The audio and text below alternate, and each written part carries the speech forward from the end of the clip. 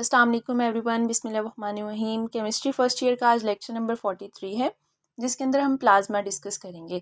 Plasma discuss करने के लिए आपको पता होना चाहिए मैटर का। हम पढ़ चुके हैं मैटर क्या होता है कि हर वो चीज़ जो कोई ना कोई स्पेस कवर करे, जहाँ पे पड़ी हो, कोई ना कोई जगह कवर करे और उसका अपना कोई मैस हो यानी उसका वज़न हो, वो क्या है, आपका मैटर है।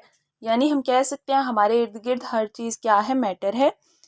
तो इसकी आपने पढ़ी थी 4 टाइप्स कौन कौन सी, गैस, सॉलिड, लिक्विड, और फोर्थ वन आपके पास थी प्लाज्मा।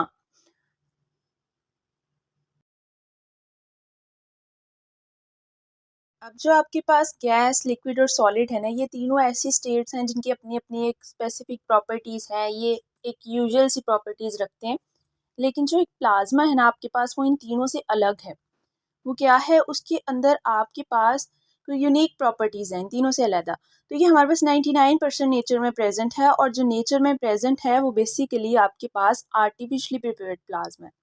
वो वाला प्लाज्मा है जो साइंटिस्ट ने बनाया हुआ है, क्योंकि जो ओरिजिनल नेचुरली अकरिंग प्लाज्मा होता है वो ऐसे हाई टेम्परेचर पे होता है कि हम उसको जो है वो यूज़ बहुत रेयर या कर ही नहीं सकते, आप कह सकते हैं।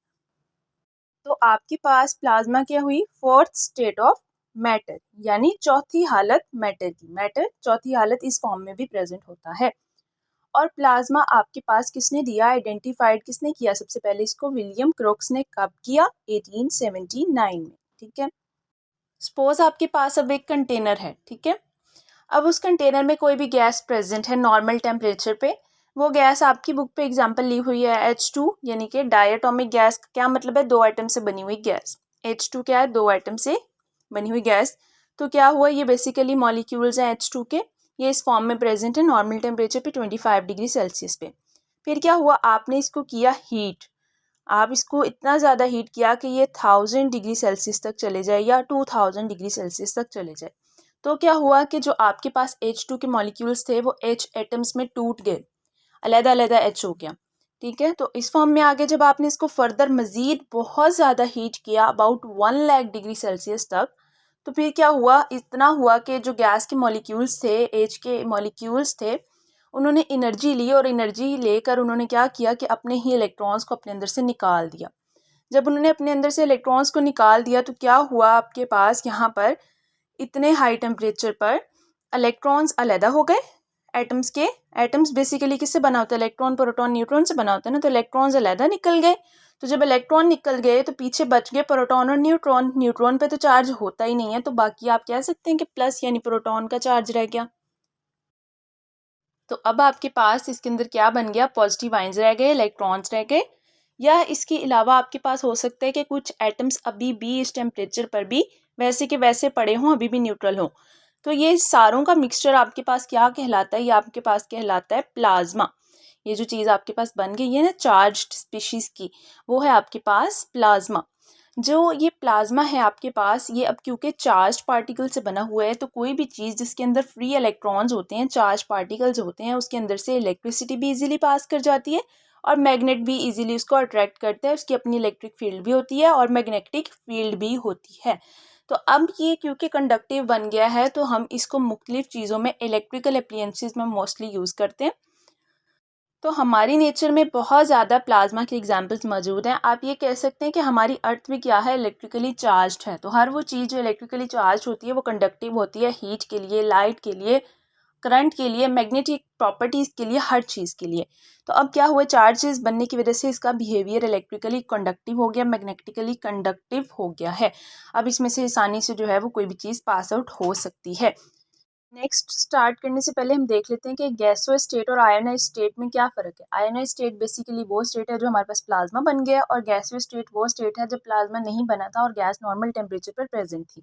तो गैसोइस स्टेट में क्या होता है कि गैस के जो मॉलिक्यूल्स हैं वो अपने इलेक्ट्रॉन्स को अपने अंदर रख के बैठे होते हैं।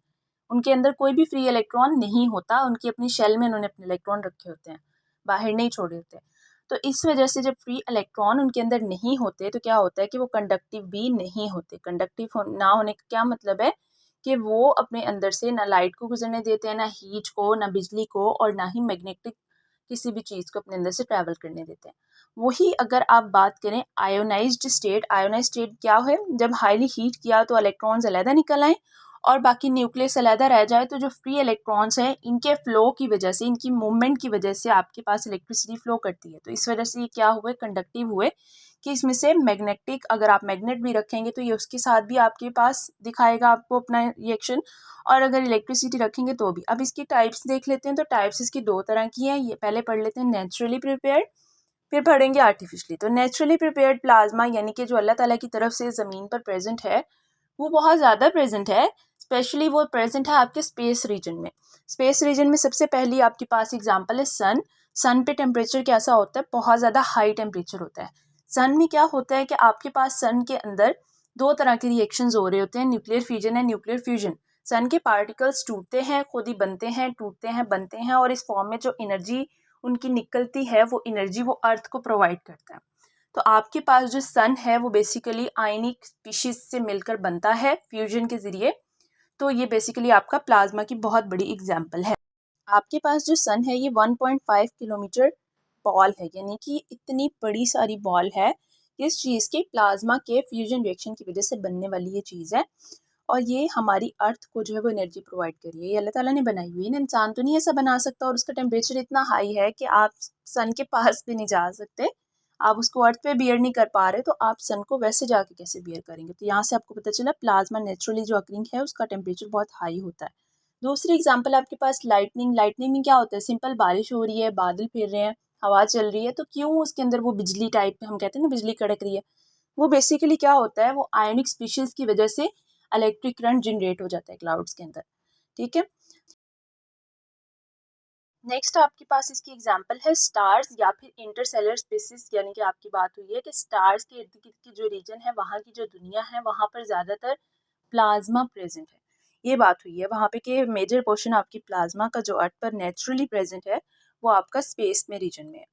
अब जो आपके पास नेचुरली अकरिंग प्लाज्मा है, इसका टेम्परेचर आप यहाँ तक अंदाज़ा लगा लें कि इतना हाई है। सपोज आप सन की एग्जांपल ही ले लें कि अगर वो किसी चीज़ को साथ टच हो जाए, किसी भी चीज़ के साथ टच हो जाए, तो क्या होता है कि वो चीज़ फ़ौरन के फ़ौरन वेपर्स यानी कि भाप बनकर उड़ जाएगी। मतलब ये हाल हो जाएगा उसका। तो इतनी हीट अप ये चीज़ है। इसकी टेम्परेचर जो बताया गया है ना प्लाज्मा का, वो बेसिकली बताया गया है आपके पास 20,000 मिनिमम। इससे कम नहीं होता, इससे ज़्यादा ही होगा टेम्परेचर, ये बताया गया है। ये बहुत ज़्यादा टेम्परेचर है। अब हम देख लेते हैं कि आर्टिफिशली जो प्लाज्मा प्रिपेयर्ड होता है वो क्या होता है। उसको देखने से पहले ये देख लेंगे हम कि जो नेचुरली प्लाज्मा है उसमें इतना टेम्परेचर होता है, तो आर्टिफिशली जो है वो हम कैसे यूज़ कर लेते हैं। जो आपके पास नेचुरल प्लाज्मा होता है ना, वो बेसिकली जो भी गैस होती है ना, वो पूरी की पूरी आयोनाइज्ड हुई होती है, और जब आपको पता है कोई ज़्यादा चीज़ आयोनाइज्ड हुई हुई है तो उसका टेम्परेचर डेफिनेटली बहुत ज़्यादा हाई होगा। लेकिन जो आप आर्टिफिशली प्रिपेयर्ड करते हैं, आप उसमें क्या करते हैं, आप उसमें गैस का कोई पोर्शन यानी कि थोड़ी सी गैस लेते हैं, उसको टेम्परेचर हाई करते हैं, और या फिर आप क्या करते हैं कि वैक्यूम में लेते हैं। वैक्यूम में क्या होता है कि प्रेशर लो होने की वजह से कम टेम्परेचर पे वो काम हो जाता है, जो वैसे हाई टेम्परेचर पर होना होता है। तो आप क्या करते हैं कि वैक्यूम ले लेते हैं, उसके अंदर या तो लो टेम्परेचर पे इसको आयोनाइज करवाते हैं। बेसिकली आप पूरी गैस को आयोनाइज नहीं करवाते, उसका सिर्फ थोड़ा सा हिस्सा आयोनाइज करवा के उसको आगे यूज़ कर लेते हैं। तो जब आप थोड़ी सी चीज़ करवाएंगे तो उसका तो टेम्परेचर इतना हाई नहीं होगा। ठीक है। तो अब ये लो टेम्परेचर पे होता है, लेकिन इसका एक नुकसान होता है कि इसको हैंडल करना बहुत मुश्किल है। आप इसको वैक्यूम में प्रिपेयर करते हैं, क्योंकि आउटसाइड द एयर में डिफरेंट टाइप्स ऑफ चीज़ें मौजूद होती हैं, कि अगर उन चीज़ों को ये फ़ौरन से हल्का सा भी टच हुआ आपके पास जो आर्टिफिशियली प्रिपेयर्ड प्लाज्मा है, तो क्या होगा, ये फ़ौरन से उसके साथ रिएक्ट करेगा और कोई ना कोई मसला क्रिएट कर देगा। तो इसका ये मसला होता है कि आपने इसको रखना कैसे। अब बेसिकली आप यूज़ कैसे करते हैं आर्टिफिशियली प्रिपेयर्ड प्लाज्मा को। आप ये जो अब तक यूज़ हुआ है, नियॉन साइंस में इस्तेमाल हुआ है, ये बल्ब्स टाइप की मशीन्स हैं, फ्लोरेसेंट बल्ब्स में यूज़ हुआ है। और इसके अलावा आपके पास लास्ट पे एप्लीकेशंस ऑफ प्लाज्मा है, वो सारी की सारी आर्टिफिशियली प्रिपेयर्ड प्लाज्मा की ही हैं। उनको आप पढ़ लें। अब हम प्लाज्मा के कैरेक्टर्स देख लेते हैं। कैरेक्टर्स मतलब उसकी खूबियाँ देख लेते हैं। तो इसकी दो तरह की खूबियाँ हैं। सबसे पहली खूबी तो ये है कि आपको पता है कि एक एटम अगर सादा पड़ा हुआ है तो वो कैसा होता है, न्यूट्रल होता है, क्योंकि उसके अंदर नंबर ऑफ प्रोटॉन्स और नंबर ऑफ इलेक्ट्रॉन्स इक्वल होते हैं, जो एक दूसरे को क्या कर देते हैं, स्टेबल कर देते हैं, और ओवरऑल चार्ज क्या होता है, ज़ीरो हो जाता है। तो इसी तरह अब आपके पास उस कंटेनर में जिसमें प्लाज्मा बना है, उसमें से इलेक्ट्रॉन बाहर तो नहीं भाग गए, या उसमें से पॉजिटिव चार्ज अलहदा तो नहीं हो गए, बाहर तो नहीं चले गए, अंदर ही है ना कंटेनर के, पॉजिटिव चार्ज भी अंदर ही है, इलेक्ट्रॉन भी अंदर ही है, उनकी रेशो चेंज नहीं हुई। इस वजह से ओवरऑल जो चार्ज है एटम का, वो आपके पास न्यूट्रल ही है। उसके बाद आपके पास सेकंड प्रॉपर्टी क्या है? सेकंड प्रॉपर्टी आपके पास ये है कि प्लाज्मा आपके पास एक कंडक्टिव स्पीशी है। उसकी बात हम पहले भी कर चुके हैं कि उसके अंदर फ्री इलेक्ट्रॉन्स प्रेजेंट होने की वजह से वो अपने अंदर से इलेक्ट्रिसिटी को पास होने देता है, मैग्नेटिक फील्ड को पास होने देता है, और चार्ज की मूवमेंट की वजह से भी उनकी इलेक्ट्रिक और मैग्नेटिक फील्ड बनती रहती है, जिस वजह से ये कॉम्प्लेक्स हैं और फैस्किनेटिंग, मतलब हैरत अंगेज़ है कि इनको हम डिफरेंट चीज़ों में यूज़ भी कर रहे हैं। हमारा 99% वर्ल्ड में हम इसको यूज़ करें। अब बेसिकली इसमें एक बात हुई है आपके पास प्लाज्मा डेंसिटी की। प्लाज्मा डेंसिटी का मतलब है कि कितने नंबर ऑफ आयंस या चार्ज पार्टिकल्स आपके पास मौजूद हैं एक वॉल्यूम के अंदर। तो बेसिकली उन्होंने कहा है कि आपकी कंडक्टिविटी डिपेंड करती है कि आपने कितने चार्ज पार्टिकल्स लिए हैं, यानी कि एक वॉल्यूम कितना लिया है और उसमें कितने पार्टिकल्स लिए हैं, उसके हिसाब से उसकी कंडक्टिविटी पावर इंक्रीज हो सकती है। अब आपकी बुक पे एक लास्ट टर्म यूज़ हुई है, हम उसको पढ़ लेते हैं, क्वार्क्स। क्वार्क्स क्या होता है? क्वार्क्स बेसिकली क्या होता है कि उन्होंने जहाँ पे आपको बताया ना कि क्वार्क से लेकर आपकी पूरे यूनिवर्स में प्लाज्मा ही प्लाज्मा है, तो क्वार्क्स बेसिकली आपके पास एक स्मॉलेस्ट पार्टिकल है एनर्जी का, मूविंग पार्टिकल। ये आपके पास इस दुनिया का अब तक का फाइंडिंग का सबसे छोटा पार्टिकल है। तो इस पार्टिकल को मिलाने पर आपके पास क्या बनता है? क्वार्क्स आपके पास एनर्जी पार्टिकल्स हैं जिनको मिलाते हैं आप, तो ये बनाते हैं आपके पास subatomic particles. Subatomic particles include most common are electron, proton and neutron, जिसमें से इलेक्ट्रॉन जो है वो क्वार्क से नहीं बनता, वो अलहदा प्रेजेंट होता है, और जो प्रोटॉन और न्यूट्रॉन्स हैं वो तीन तीन क्वार्क्स मिलाएं तो बनते हैं। इसी तरह आपके पास पॉजिट्रॉन, मीज़ॉन, ऐसे के डिफरेंट पार्टिकल्स, न्यूट्रिनो, ये भी क्वार्क से मिलकर बनते हैं। जब ये सब एटॉमिक पार्टिकल्स बनते हैं तो ये कंबाइन होते हैं और ये बनाते हैं एटम, और एटम पे फिर आगे मैटर, और मैटर से पूरा यूनिवर्स। इस तरह से आपके पास प्लाज्मा हर जगह प्रेजेंट है। इसके बाद आपके पास एप्लीकेशंस ऑफ प्लाज्मा है, उसमें ऐसा कुछ भी नहीं है, उसको आप याद कर लें। वैसे शॉर्ट क्वेश्चंस आती हैं कि 2 एप्लीकेशन बता दें या मैक्सिमम 4 बता दें, तो आपको जो इजी लगती हैं वो आप याद कर लें कि कहाँ कहाँ पे वो यूज़ हो रहा है, उसमें कोई इतना मुश्किल चीज़ नहीं है। आज के लिए बस इतना ही। अगर किसी का कोई क्वेश्चन है तो वो पूछ सकते हैं। Thank you so much. अल्लाह हाफ़िज़।